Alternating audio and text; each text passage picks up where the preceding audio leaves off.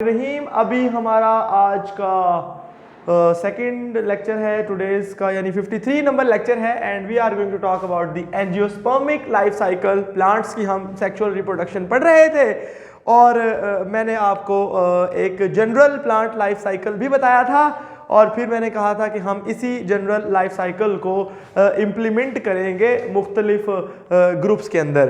तो अगर हम मैं क्लास एंजियोस्पर्मी का थोड़ा सा इंट्रो आपको दे दूं तो हम कहेंगे कि जी क्लास एंजियोस्पर्मी में क्या होता है।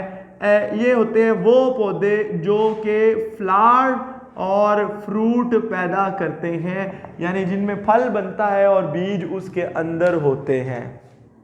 समझ गए जी? तो इसको हमने एंजियोस्पर्म्स को पढ़ना है। इनमें फूल लगेंगे तो लाइफ साइकिल थोड़ा सा मॉडिफाई हो जाएगा, क्योंकि किसी भी पौधे के रिप्रोडक्टिव ऑर्गन्स कौन होते हैं? फ्लावर्स, यानी फूल होते हैं। सही है। तो अब हम अगर बात करें तो again we will start from the दरख्त, यानी एक फ्लावरिंग प्लांट है, ठीक है जी। और इस फ्लावरिंग प्लांट को हम कहेंगे स्पोरोफाइट जनरेशन। और हमें ये पता है कि ये प्लांट की स्पोरोफाइट जनरेशन एक डिप्लॉयड होती है। इसमें 2n यानी chromosomes are present in the form of pairs. पूरे का पूरा क्रोमोसोम नंबर एक सेल में होता है, ठीक है जी। अब इसके ऊपर लगेंगे फूल। हमें पता है कि जनाब ये जो है इसके ऊपर लगेंगे फ्लावर्स। और आपको भाई पता होगा कि वो फ्लावर्स जो होते हैं, अगर आपके को मैं बताऊं ना, फ्लावर्स होते हैं दो तरह के, यूनिसेक्सुअल एंड बाइसेक्सुअल।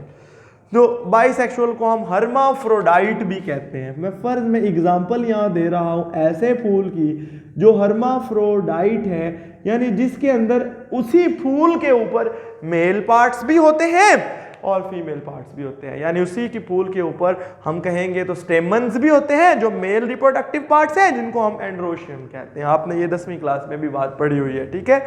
और फीमेल पार्ट्स जिनको हम गाइनोशियम या उसके एक यूनिट को हम कार्पल कहते हैं, वो भी होते हैं। अगर आपको याद करवाऊं जुबानी तो ये स्टेमन होते हैं और ये कार्पल होते हैं। कार्पल के 3 पार्ट होते हैं, stigma, style and ovary, and this is this anther and filament. तो ये आपको, और इनके दायरे को एंड्रोशियम कहते हैं, इनके दायरे को गाइनोशियम कहते हैं। अदरवाइज कल मेरा 10th क्लास में यही लेक्चर है, आप वो देख लीजिएगा, ठीक है। तो वो आपको समझ आ जाएगी। अच्छा जी, तो ये फूल है, फूल दोनों तरह का हो सकता है। अब हम अगर गौर करें तो इस फूल के ऊपर दोनों तरह की स्ट्रक्चर्स हो सकती हैं। हम कहेंगे इस फूल के ऊपर मेल पार्ट जिनको हम स्टेमन्स कहेंगे, उनको अब उन्होंने नाम दिया है जी माइक्रोस्पोरेंजिया। क्या क्या नाम दिया? माइक्रोस्पोरोफिल्स। क्या नाम दिया है? माइक्रोस्पोरोफिल्स, यानी के स्टेमन्स, माइक्रोस्पोरोफिल्स। और ये इनको दूसरा नाम क्या देते हैं हम?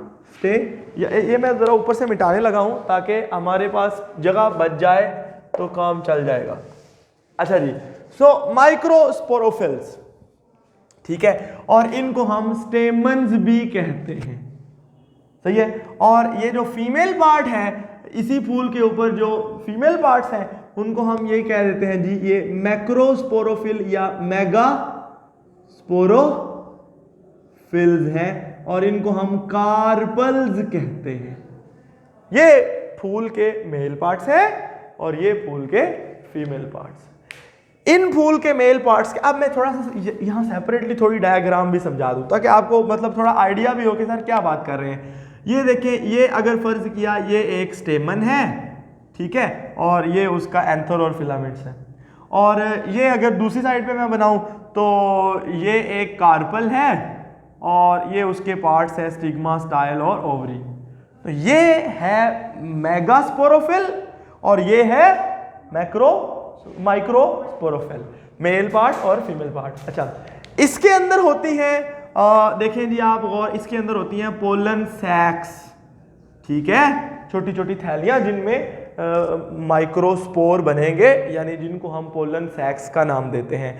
तो इनके अंदर जो पोलन सैक बनेगी वो मैंने ब्लैक कलर से बना दी है। तो हम कहते हैं इनको, हम कहते हैं माइक्रोस्पोरेंजिया। क्या कहते हैं भाई? और ऑब्वियसली ये भी डिप्लॉयड है क्योंकि एक फूल की बात हो रही है, अभी तो मियोसिस हुई नहीं। तो ये है बेसिकली माइक्रोस्पोरेंजिया है। और जो ये है इसके अंदर ओव्यूल्स होते हैं। क्या होते हैं? ओवरी के अंदर बहुत सारे ओव्यूल होते हैं। मैं उनमें से एक बना दिया है, ये है मेगास्पोरेंजियम। यानी समझ रहे हैं ना बात को? अब तो आप ये समझिए, मैं इधर ही लिख देता हूं। तो ये हो गया जी मेगास्पोरेंजियम। देखें थीम बेसिकली सेम होगा, लाइनें शाइनें बदल सकती हैं, बेसिक थीम गल सही सीधी हो रही होगी। ये भी 2n है। ऑब्वियसली इनके अंदर मेल स्पोर यानी माइक्रोस्पोर मदर सेल्स होंगे और उनके अंदर मेगास्पोर मदर सेल्स होंगे। मसला तो नहीं है ना कोई, है ना? तो ये हो गया जी माइक्रोस्पोर मदर सेल्स, और ये इनके अंदर कौन से होंगे? फर्ज किया जी मेगास्पोर मदर सेल्स। ये भी डिप्लॉयड है, वो भी डिप्लॉयड है। ये दोनों करेंगे मियोसिस। ये जनाब इसमें की कौन सी डिवीजन? मियोसिस। और जब ये मियोसिस करेंगे तो उससे क्या बने? और ये इन्होंने भी फर्ज किया कि मियोसिस। तो मुझे बताएं हाँ जरा, इसमें क्या बना और उसमें क्या बना? इसमें जो बनेंगे उनको हम कहते हैं माइक्रोस्पोर्स। ये हैप्लॉइड हैं। और इनको अंदर बन जाएंगे, इनको कहेंगे जी मेगास्पोर। ये भी हैप्लॉइड हैं। अगर आप गौर करें तो अभी तक सेम लाइफ साइकिल चल रहा है, बस फर्क कहां पे पड़ा था कि भाई ये फूल के अंदर काम हो रहा है, इन स्ट्रक्चर्स के अंदर। यानी यहां पे बनेंगे माइक्रोस्पोर और यहां पे माइक्रोस्पोर, यहां मेगास्पोर। ये मैंने जो अभी अभी बनाए हैं, सही है? तो ये फर्क असल पड़ा है असल में। अच्छा अब ऑब्वियसली, अच्छा माइक्रोस्पोर जो होते हैं ना, इनको हम पोलन ग्रेन्स भी कहते हैं। क्या कहते हैं? Pollen grains. असल में ये पोलन ग्रेन्स क्यों कहते हैं? ये ना, ये एक जर्मिनेटेड माइक्रोस्पोर होता है। क्या होता है? यानी अगर मैं ये एक माइक्रोस्पोर निकाल के आपके सामने यहाँ बनाऊं ना, तो ये फर्ज किया, ये मैं ब्लैक से ही बनाता हूँ। तो ये जर्मिनेट जब होता है ना, तो इधर देखें, जर्मिनेटेड जो माइक्रोस्पोर होता है ना, उसमें 2 स्पर्म होते हैं और एक ट्यूब न्यूक्लियस होता है। असल में यहाँ पे होता है एक ट्यूब न्यूक्लियस होता है, एक जनरेटिव न्यूक्लियस होता है। फिर वो जनरेटिव न्यूक्लियस डिवाइड करता है और उससे 2 स्पर्म्स बन जाते हैं। तो ये जो है ये इसमें कुछ स्ट्रक्चर्स होते हैं, इसलिए हम इसको जर्मिनेटेड माइक्रोस्पोर को पोलन ग्रेन कहते हैं। असल में ये जो माइक्रोस्पोर होता है, ये इसने उड़ के आना होता है किसी भी तरीके से। अब वो मक्खी के साथ आ जाए या हवा के साथ आ जाए, वो आपने विंड पॉलिनेशन और इंसेक्ट पॉलिनेटेड फ्लावर्स के बारे में सुनी, पानी के जरिए भी होती है। तो वो जो स्पोर है वो आएगा इस तक, और जब वो आ रहा होगा या आने वाला होगा या आ चुका होगा, इस दौरान ये वाला प्रोसेस यानी जर्मिनेशन वाला प्रोसेस साथ साथ चल रहा होता है। समझ गए? तो ये आपके माइंड में ये वाली बात रहनी चाहिए कि ये क्या सूरत हाल थी। अच्छा अब यानी कि ये इसमें आ गया, और ये प्रोसेस को हमने कह दिया जी पॉलिनेशन। और पॉलिनेशन से 2 चीजें बनी अगेन। एक हम कहेंगे ये हो जाएगा वेस्टिजियल मेल प्रोथैलस, क्योंकि ये फीमेल पार्ट्स के अंदर है, इसके अंदर है, ओवरी के यहाँ पे। सही है? ये यहाँ पे बात हो रही है, सही है ना? सॉरी, ये जो मैंने बनाया है ना, ये बनाया था वो माइक्रोस्पोर जर्मिनेट कराया था ना हमने, कौन सा मेगास्पोर जर्मिनेट किया। तो ये तो कार्पल है, फीमेल पार्ट्स हैं। कितनी बड़ी गलती थी। अच्छा समझ आ गई ना बात की? तो ये अगर आप गौर करें तो कहाँ थे? हाँ, तो वेस्टिजियल मेल प्रोथैलस अगेन, और ये कौन सा है? Female prothallus. सही है जी? तो ऑब्वियसली इसको हम कहेंगे फीमेल गैमेटोफाइट।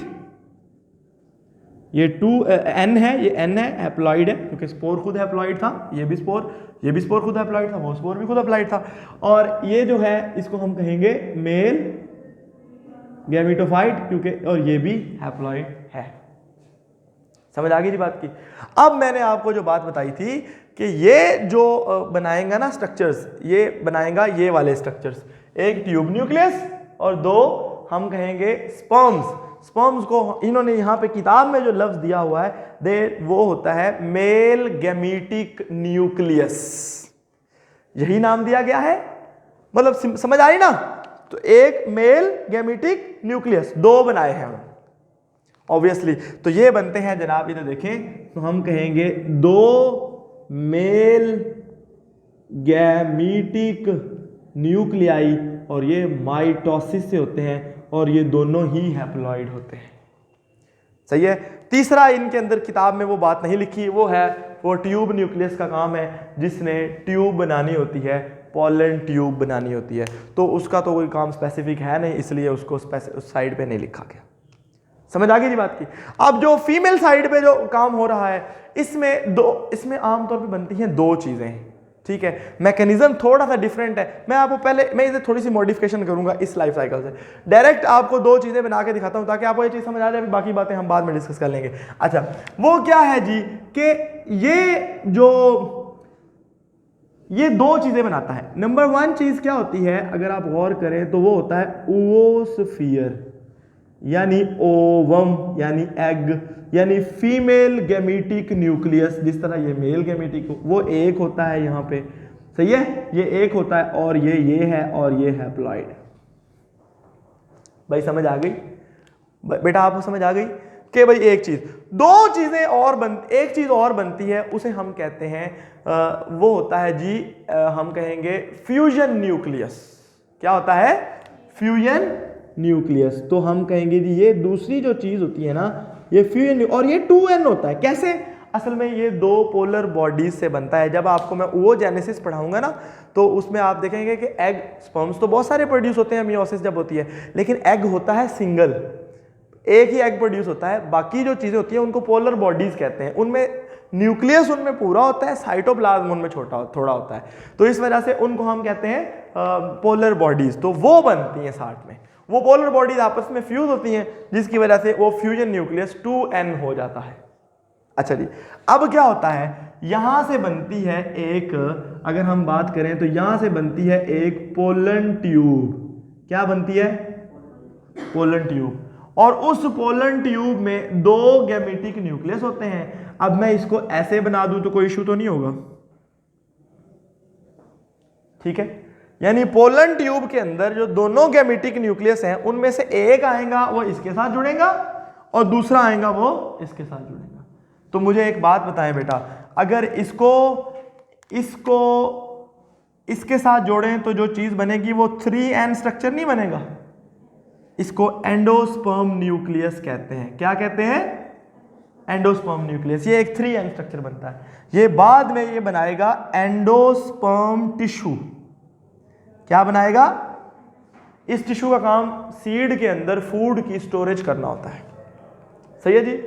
उसके बाद ये जो दूसरा गैमेटिक न्यूक्लियस है, ये जुड़ेगा इसके साथ, ओवोस्फीयर के साथ, और ये बनाएगा जाइगोट, और ये 2n होता है, और जाइगोट बाद में बनाएगा एम्ब्रियो, सही है। और इन दोनों चीजों के गिर्द ये काम यहां हो रहा है। देखें, ये ट्यूब न्यूक्लियस की ट्यूब आई, ठीक है, उसमें दोनों मेल गैमेटिक न्यूक्लियस आए, एक इसके साथ मिल गया एग के साथ, दूसरा फ्यूजन न्यूक्लियस के साथ, वो दोनों चीजें बन गई। अब ये जो ओव्यूल की दीवार है वो सीड की दीवार बन गई कि नहीं? यानी ये क्या बन गया? देखिए, सीड में यही होता है ना, एक कवर, 3 पार्ट होते हैं, एक एम्ब्रियो और एक एंडोस्पर्म टिश्यू जो कोटिलिडन्स बनाता है, इसमें फूड स्टोर होती है। अच्छा, ये सीड बन गया। अब जो ये ओव्यूल कहां पे है? ओवरी में। तो ओवरी क्या बन जाती है? फ्रूट। उस फ्रूट में सीड होता है, और वो जब पकता है तो वो दोबारा गिरता है, जब दोबारा उगता है तो वो एक नया पौधा बना देता है। समझ आ गई उज़मा? नहीं समझ आई? कोई क्वेश्चन है बेटा आपको? मैं दोबारा से एक बार ये देखें आप, ये फ्लावरिंग प्लांट हुआ, वो डिप्लॉयड है, उस पे फूल लगे। हमने जो एग्जांपल दिया है वो फूल है बाइसेक्सुअल, जिसमें दोनों वो हर्माफ्रोडाइट है, जिसमें मेल और फीमेल सेक्स दोनों होते हैं। जो मेल पार्ट होते हैं उनको हम कहते हैं मेल पार्ट्स को हम कहते हैं स्टेमन्स, वो ये हैं। उनके अंदर होते हैं माइक्रोस्पोरेंजिया, वो ये पोलन सैक्स हैं, उनको हम पोलन सैक्स कहते हैं, सही है। उनके अंदर ये मैं पोलन सैक लिखना भूल गया ना, इसको हम कहते हैं पोलन सैक, ये वाली, ये जो मैंने ब्लैक बनाई है। फिर उसके बाद उनके अंदर माइक्रोस्पोर मदर सेल होते हैं, वो इसके अंदर है, और वो माइक्रोस्पोर मदर सेल मियोसिस करके माइक्रोस्पोर बनाते हैं, अंडरस्टूड। अब यहाँ वापस आ जाते हैं, इसके अंदर फीमेल पार्ट्स होते हैं, उनको कार्पल्स कहते हैं, उनके अंदर मुख्तलिफ पार्ट्स हैं, उनके स्टिग्मा स्टाइल ओवरी, ओवरी में ओव्यूल्स होते हैं, वो मेगास्पोरोफिल आ गई, मेगास्पोरोफिल में मेगास्पोर मदर सेल्स होते हैं, मेगास्पोर मदर सेल मियोसिस करते हैं और वो बना देते हैं मेगास्पोर्स। दोनों ये हैप्लॉइड चीजें। फिर पॉलिनेशन होती है, दोनों जुड़ते हैं, जब पॉलिनेशन होती है साथ साथ ये जर्मिनेशन भी होती है, जब यानी ये भी उगता है ये भी उगता है अलग-अलग, लेकिन जब पॉलिनेशन के साथ यानी जगह एक पे आ जाते हैं, चूंकि हम तो यहाँ एक ही फूल की बात कर रहे हैं तो उसी के ऊपर ही शिफ्ट हो जाएगा। अगर ये फूल अलग अलग होते, एक मेल फ्लावर अलग अलग हो, फिर उधर से उधर तक आता, समझ गए। अब वो फीमेल फ्लावर के अंदर ये सारा काम अब इकट्ठा हो गया। अगर बाइसेक्सुअल ना हो तो, और अगर बाइसेक्सुअल है तो फिर उसी के ऊपर भी हो सकता। अच्छा, उसके बाद आ गया, अब इसमें दो चीजें बनी, एक मेल स्पोर जब भी उगेंगे तो गैमेटोफाइट बनती है तो मेल गैमेटोफाइट, मेल प्रोथैलस, और चूंकि वो उसके ऊपर होता है तो वेस्टिजियल मेल प्रोथैलस, कोई नॉन फंक्शनल, और ये आ गया फीमेल प्रोथैलस। फीमेल प्रोथैलस और इसमें थोड़ा सा फर्क है, वो क्या है, इसमें बनती हैं दो चीजें, हम कहते हैं दो स्पर्म्स की तरह दो मेल गैमेटिक न्यूक्लियस। देखो ना, स्पर्म भी तो मेल गैमेटिक न्यूक्लियस ही होता है ना, उसमें मेल की तरफ से जो न्यूक्लियस आना होता है, यानी जो जेनेटिक मटेरियल आना होता है वही होता है ना। तो मेल गैमेटिक न्यूक्लियस और फिर फीमेल गैमेटिक, दो मेल गैमेटिक न्यूक्लियस बनते हैं और फिर एक फीमेल गैमेटिक न्यूक्लियस बनता है। एग हमेशा सिंगल प्रोड्यूस होता है, बहुत इंसेक्ट के अंदर बहुत ज्यादा तादाद में एग्स प्रोड्यूस होते हैं, तो बाकी सारा और बाकी कुछ चीजें बनती है। फ्यूजन न्यूक्लियस बेसिकली ये पोलर, जब आपको वो जेनेसिस पढ़ाएंगे अभी उसमें बताऊंगा कि फ्यूजन न्यूक्लियस दो पोलर बॉडीज की उसकी वजह से, फ्यूजन की वजह से बनता है।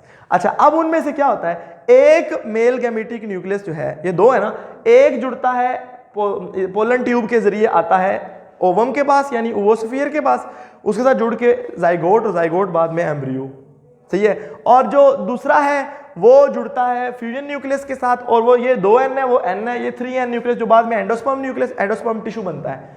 ये दोनों के गिर्द ओव्यूल की दीवार आ जाती है जो सीड बन जाता है। वो बहुत सारे ओव्यूल एक ही ओवरी में होते हैं, ओवरी फ्रूट बन जाती है, उसमें बहुत सारे सीड होते हैं। वो जब उगते हैं, गिरते हैं, पकते हैं, गिरते हैं, उगते हैं, नया एक स्पोरोफाइट बनाते हैं। So this is how the sporophyte gives rise to gametophyte and gametophyte gives rise to sporophyte in flowering plants, क्योंकि इसमें हम फ्लावर को साथ एडजस्ट कर दिया। Alternation of non functional, basically वो उसकी कोई नॉन फंक्शन तो कर रहा है लेकिन उसकी कोई अपनी स्ट्रक्चर स्पेसिफिक नहीं है, समझ गए बात को। वो यानी वो कोई जगह नहीं घेर रहा, कोई ज्यादा उसके अंदर वो बात नहीं है। तो you can write it again, कोई मसला नहीं। समझ आ गई जी बात की, क्लियर हो गया।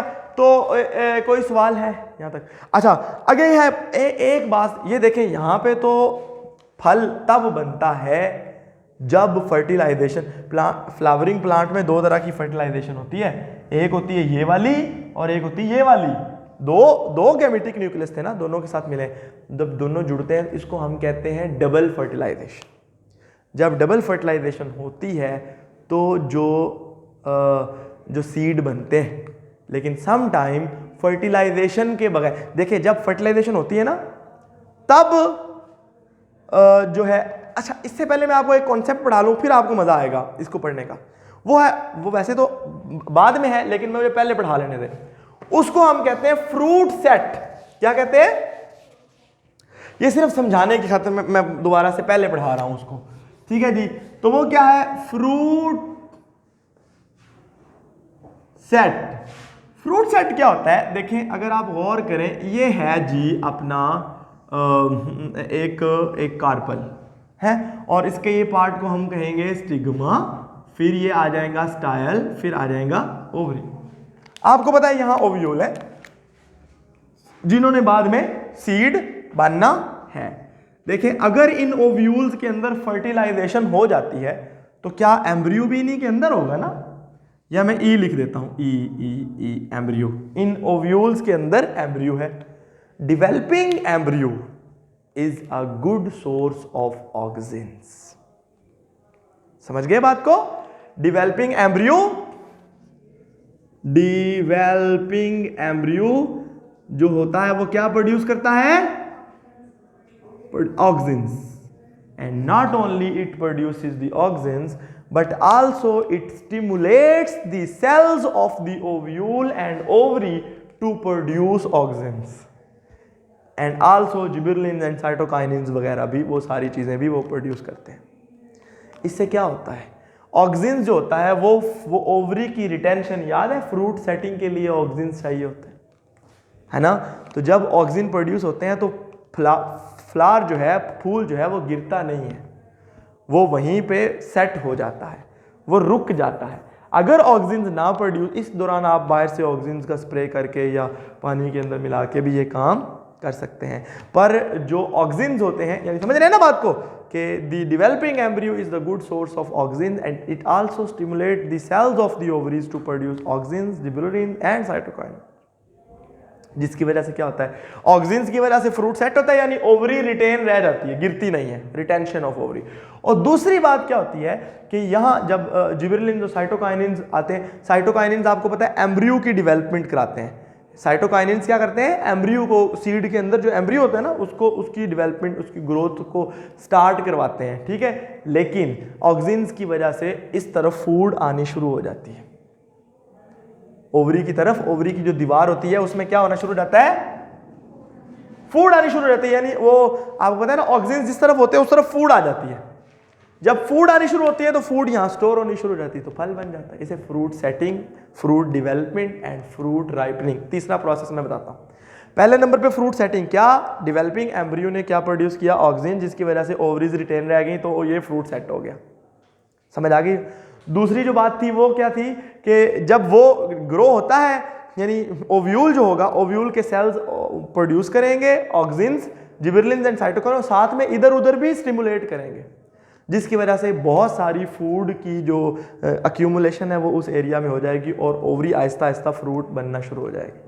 जब ओवरीज पूरी, फिर अब आगे फ्रूट डेवलपमेंट, फ्रूट बड़ा हो रहा है, बड़ा हो रहा है, फिर जब एक टाइम आता है कि फ्रूट अब मैक्सिमम बड़ा हो चुका है, उस वक्त फ्रूट के अंदर एक बहुत ज़्यादा, हम कहेंगे हाई मेटाबॉलिक एक्टिविटी होती है, जिसको हम कहते हैं क्लाइमैक्ट्रिक। क्या कहते हैं बेटा, क्लाइमैक्ट्रिक, सही है। और यानी हम कहेंगे when the fruit is completely developed, the metabolic activity rises to a very high level and that leads to the ripening of food fruit. और इसके साथ आपको पता है इथेन का लिंक है, याद है मैंने कहा था इथेन, अगर आप एक फल को रख दें और वो अगर ग्रो हो रहा हो, मतलब फल पड़ा हो और शॉपर के अंदर बंद हो, और एक उसमें ख़राब एप्पल या ख़राब अंगूर होगा, तो वो सारों को ख़राब करेगा, क्योंकि वो इथेन प्रोड्यूस कराता है, विच लीड्स टू दी बाकी सब के अंदर भी राइपनिंग आ जाती है।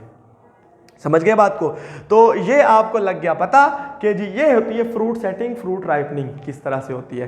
अब आते हैं वापस इस बात के ऊपर, भला वो कहाँ पे बात छोड़ी थी, मुझे जरा याद कराओ।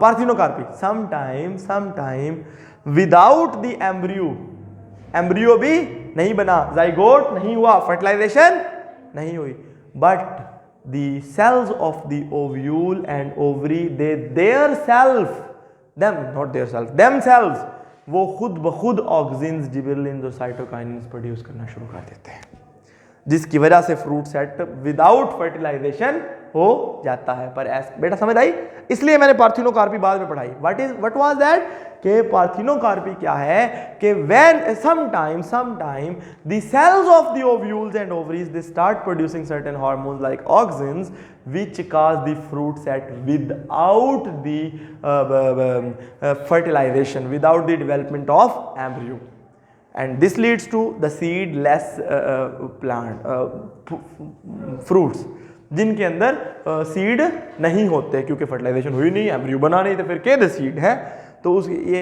बनाना इसकी एग्जांपल है जी, इसकी एग्जांपल है वो पाइनएप्पल्स और ये वो है। समझ गए बात को। This is called partheno. जिस तरह पार्थिनोजेनेसिस नहीं पढ़ा था, विदाउट फर्टिलाइजेशन को इंडिविजुअल बन जाए, इसी तरह विदाउट फर्टिलाइजेशन को फ्रूट बन जाए, तो उसको पार्थिनोकार्पी कहते हैं, क्योंकि कार्प कहते हैं ऐसी ओवरी जो फल बनना शुरू हो गई है। फल की दीवार को, फ्रूट की दीवार को भी पेरिकार्प कहते हैं। तो कार्प से मुराद ये होता है फ्रूटिंग बॉडी, सही है जी। तो आपको लग गया पता कि ये क्या है। आखिरी जो पॉइंट है that is the seed dormancy. ये फ्रूट सेट मैंने समझाया, तो फिर पार्थिनोकार्पी भी आप, यानी पार्थिनोकार्पी क्या है, the development of the fruit. कितना टाइम रहता है बताना, विदाउट फर्टिलाइजेशन, बिकॉज कैसे क्यों मैंने आपको बता दिया है। अब जो पार्थिनोकार्पी वाला हेडिंग है उसके अंदर ये वाली बात नहीं लिखी हुई, सम सेल्स ऑफ द ओवरी शायद लिखी हो, तो अगर आप नहीं लिखी तो आप लेकिन लिखेंगे क्योंकि ये आगे लिखी हुई है। समझ आ गई बात की? क्लियर हो गया? अच्छा जी, अब आखिरी बात आते हैं, वो है जी seed dormancy. What is seed dormancy? Seed dormancy मैं आपको सिंपल बता देता हूँ।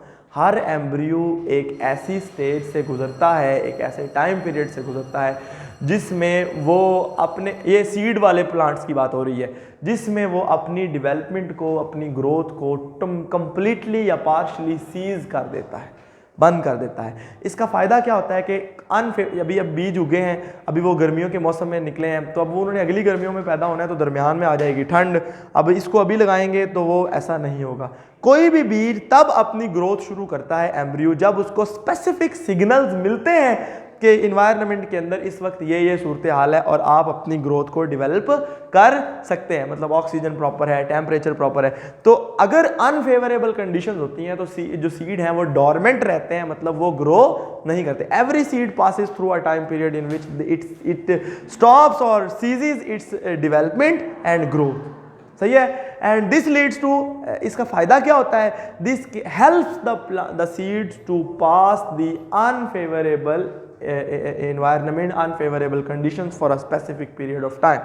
जब इन्वायरमेंट में वापस वही सूरत हाल आएगी तो सीड्स अपनी ग्रोथ दोबारा करना शुरू कर देंगे। और ये सबसे बड़ी, उसे कहते हैं हम, एक तो सीड डेवलपमेंट, दूसरा ये डोरमेंसी, ये सबसे बड़ी हम कहेंगे प्लांट्स की अडॉप्टेशन है जो उनको इस ज़मीन पर सर्वाइव करने में आजकल सबसे ज़्यादा जो स्ट्रॉन्गेस्ट, जो सबसे स्ट्रॉन्गली अडॉप्टेड प्लांट्स हैं दुनिया में, वो कौन से हैं? जो सीड प्रोड्यूस करते हैं।